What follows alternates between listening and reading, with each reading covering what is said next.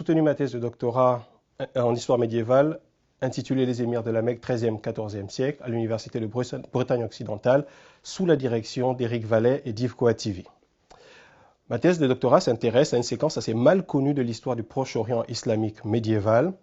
en analysant particulièrement les 2 siècles du règne d'une branche descendant du prophète, d'une branche ou d'une lignée descendant du prophète de l'islam qui sont connus sous le nom des Banu Qatada et qui assumèrent le pouvoir à la Mecque à partir du XIIIe siècle. Et donc l'objectif de ma thèse est de montrer que loin d'avoir été le prolongement de l'administration califale et sultanienne, l'émirat mécois s'est développé au XIIIe et XIVe siècle comme un véritable champ politique régional.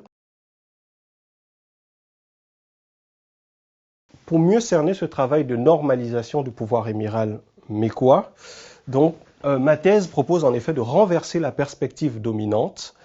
principalement syro-égyptienne, mamelouco-centrée, qui a commandé les travaux sur la Cité sainte à la fin du Moyen-Âge. Ma priorité a été donnée d'abord à la littérature arabe, produite par l'école historique mécoise, telle que développée par le grand historien et cadi mécois, Taqi-ad-Din Muhammad al-Fassi, décédé en 1429, et les membres de la prolifique famille des Banu Fahad à la fin du XVe et au début du XVIe siècle. Alors, les écrits de ces historiens ont permis de construire un discours cohérent sur ce pouvoir émiral mécois et ensuite à l'intégrer, donc intégrer l'élite émirale et chérifienne dans les élites urbaines de la Cité sainte. Ensuite, d'autres corpus ont été mobilisés,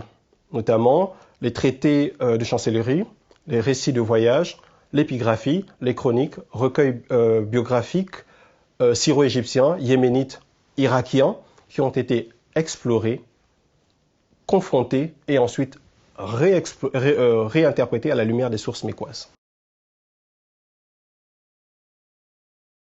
Parmi les points saillants de ma thèse de doctorat, je me suis intéressé particulièrement au cérémonial émiral qui était très intéressant et qui était associé notamment à des rituels politiques, religieux, festifs et funéraires qui étaient propres aux émirs mécois. Je me suis également intéressé à la titulature des émirs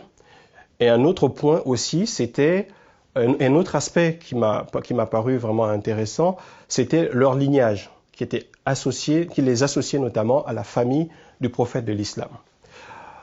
Dans un dernier point de ma thèse, je me suis aussi intéressé aux conflits et à leur mode de régulation à la Mecque.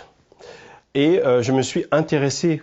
à l'interventionnisme saisonnier des sultans à la Mecque, un territoire ou un espace qu'ils avaient du mal à contrôler et où le jeu des factions avait un rôle important